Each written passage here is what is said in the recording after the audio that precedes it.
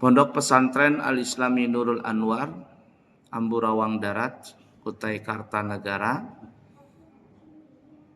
sudah siap menerima pendaftaran santri baru ajaran 2026-2027. Pondok Pesantren Al-Islami Nurul Anwar adalah pesantren yang memiliki jenjang pendidikan yang lengkap dari tingkat SD, SMP, dan SMA atau ula, ustaz, dan ulya. Dan siapa yang lulus anak-anak didik kami, maka anak-anak kami itu mendapatkan ijazah resmi yang diakui oleh pemerintah kita.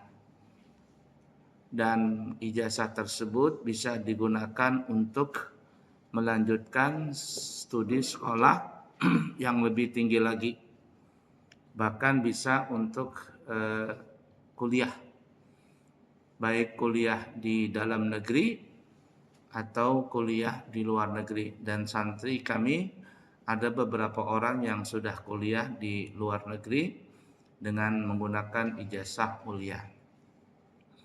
Oleh karenanya kita terima santri baru ajaran 2026-2027 dari tingkat SD atau dari umur 7 tahun. Kemudian insya Allah kami akan berangkat umrah di tanggal 30 Desember 2025 dan insya Allah kembali di tanggal 11 Januari 2026. Jadi setahun itu perjalanan. Dari 2025 sampai 2026, ya, setahun ya, pindah tahun. Nah kemudian siapa yang kepingin berangkat umrah, ini ada paket di bulan Ramadan dengan paket 1 bulan full 33 hari dari awal Ramadan sampai setelah Hari Raya Idul Fitri baru balik. Harganya 35.900.000 rupiah. Tapi tidak ada pakai makan karena kan puasa. Jadi cuman fasilitasnya hotel, transportasi. Sedangkan makan minum itu banyak saja nanti para sabil, orang-orang yang berinfak, bersedekah di bulan Ramadan. Makanan, minuman becibun di Masjidil Haram Mekah dan Nabawi. Nah oleh karenanya siapa yang berminat itu 35.900.000 rupiah.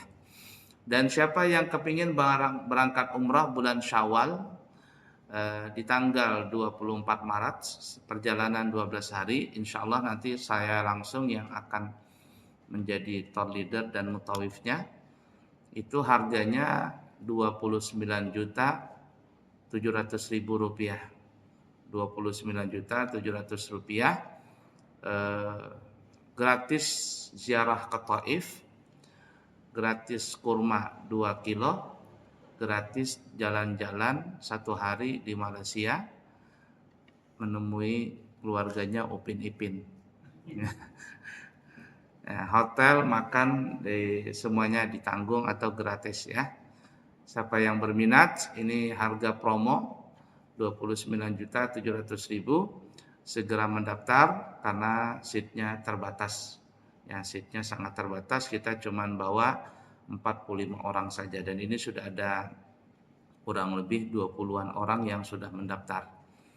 Nah, oleh karena itu cepat-cepatan supaya bisa mendapatkan seat untuk keberangkatan umrah itu di bulan Syawal. Baik, mari kita lanjutkan pelajaran kita. Sekarang masuk salat mutlak.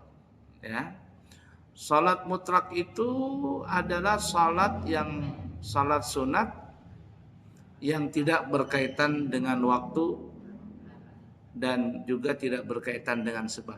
Itu kan ya, betul ya.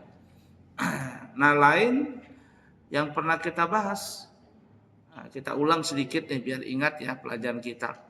Bahwa sholat sunnah itu secara garis besar terbagi menjadi 3 bahagian. Salat sunat yang begitu banyak macamnya secara garis besar terbagi menjadi 3 bahagian. Yang pertama, salat sunnah yang berkaitan dengan waktu. Ada waktunya, mulai waktunya masuk, maka mulailah salat. Selesai waktunya, selesai juga batas waktu salatnya. Dan salat yang berkaitan dengan waktu ini terbagi 3 lagi. Ada salat sunnah yang kita bisa menemuinya setiap hari.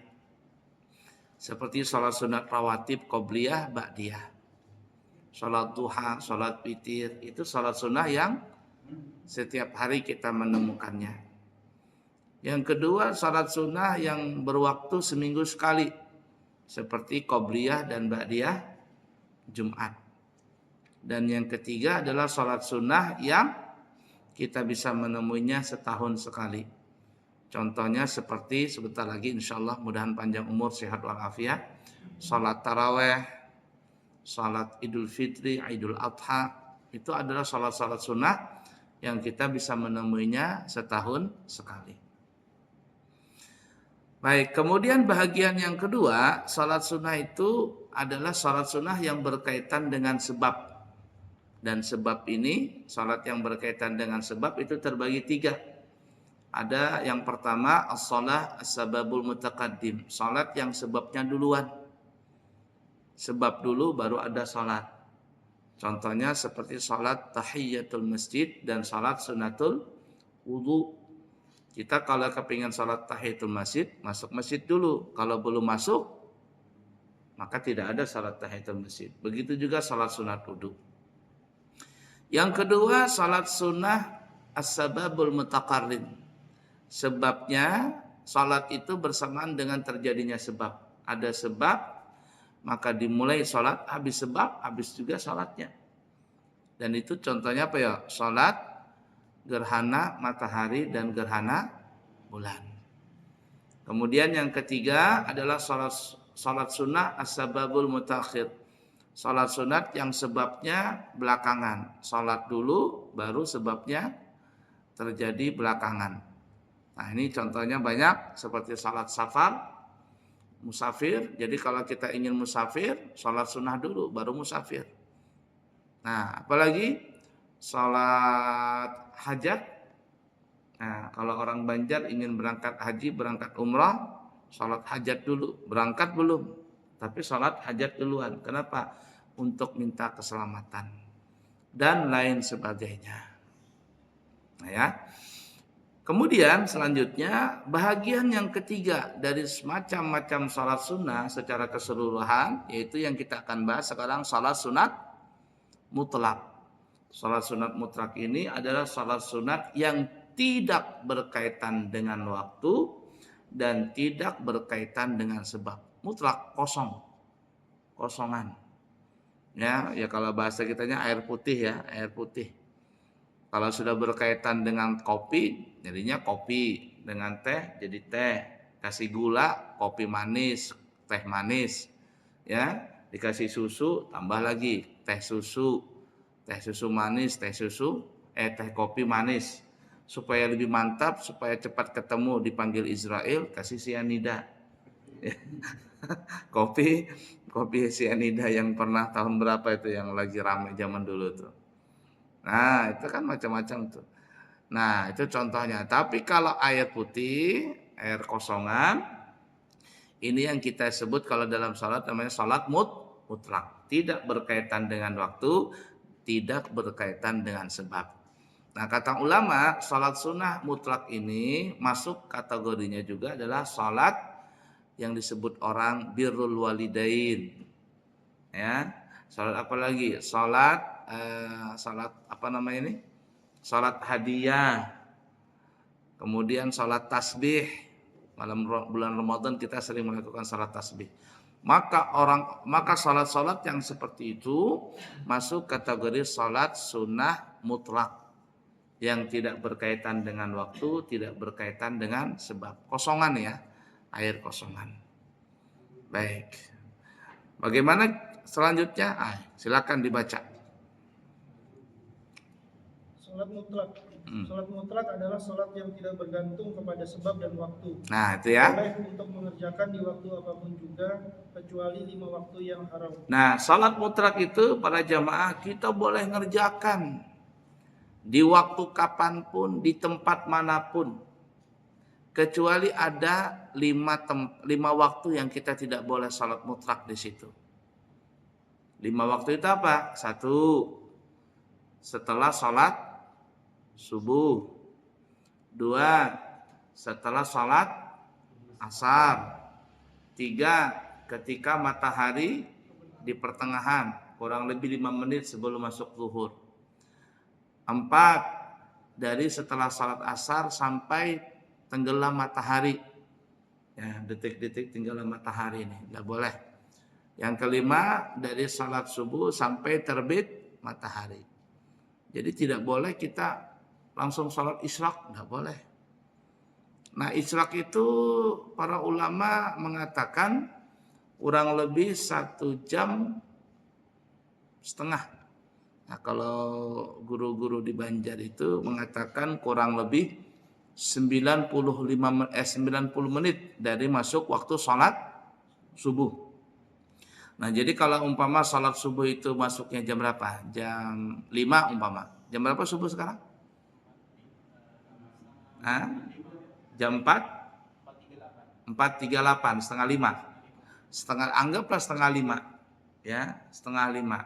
Maka isyraqnya itu 90 menit ke depan. Berapa itu berarti? Jam 6. Jam 6. Kalau subuhnya sekarang 3 berapa? 4.38 berarti nanti jam isyraqnya 6:08 menit. Jam 6 lewat 8 menit. Itu baru sholat isyraq. Kalau belum masuk jangan. Tit subuh. Bunyi jam kita itu menandakan matahari sudah terbit. Matahari terbit alias waktu subuh sudah habis. Tapi belum boleh sholat isyraq. Sholat isyraq itu boleh dilaksanakan kata ulama irtifa'u syamsi biqadri rumuh. Terangkatnya matahari dari permukaan bumi sekedar panjangnya tombak. Dulu saya belajar ini bingung, apa sih yang dimasukkan sekedar tingginya tombak itu, panjangnya tombak. Oh, ternyata setelah dipahami, matahari itu harus di atas tombak. Nah, anggap kira-kira berapa panjangnya tombak itu? Ada 2 meter? Tombak. Anggaplah 2 meter ya. Oh, tombak, orang main tombak lembing itu loh, main olahraga. Kira-kira berapa? 2 menit ada? 2 meter ada? Mohon maaf salah ngomong saya. 2 meter ya. Anggaplah 2 meter umpama. Kalau segini kan terlalu pendek nih. 2 meter lah. Anggaplah 2 meter. Jadi tombak itu ditancapkan umpama di pinggir pantai. Tancap. Kemudian kita mundur kurang lebih juga 2 meter. Nah, matahari kan terbit ya. Ini umpama tombak nih ya. Ini matahari terbit dari permukaan laut umpama nih ya. Terbit. Ini enggak boleh nih. Ketika terbit ini nggak boleh sholat. Tidak boleh sholat sunnah, mutlak nggak boleh.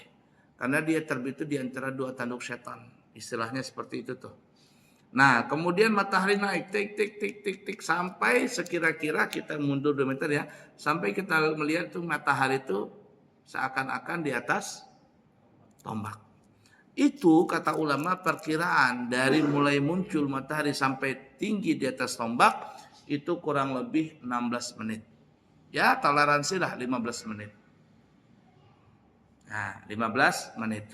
Waktu subuh itu sama mirip dengan waktu maghrib. Maghrib itu waktunya kurang lebih 1 jam 10 menit.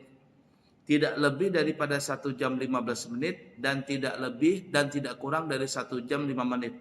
Standarnya itu 1 jam 10 menit. Lihat saja, hitung aja itu. Maghrib jam berapa tadi? Jam berapa itu? Nah, hitung. Isanya? Nah, sekarang hitung berapa menit semuanya itu.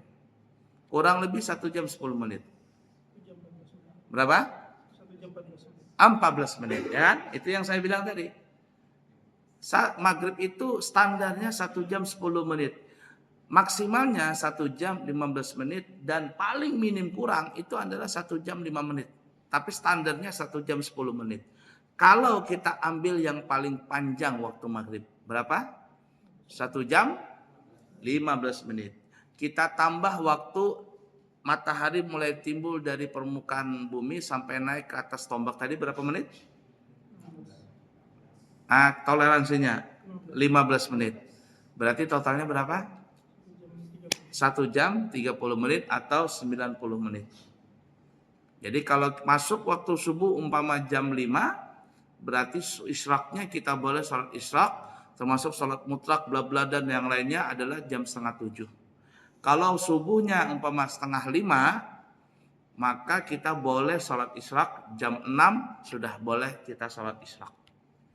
Jadi jangan mentang-mentang dengar bunyi tit langsung kita sholat isyraq. Tidak bisa. Mudah dipaham kira-kira? Nah, jadi kita kembali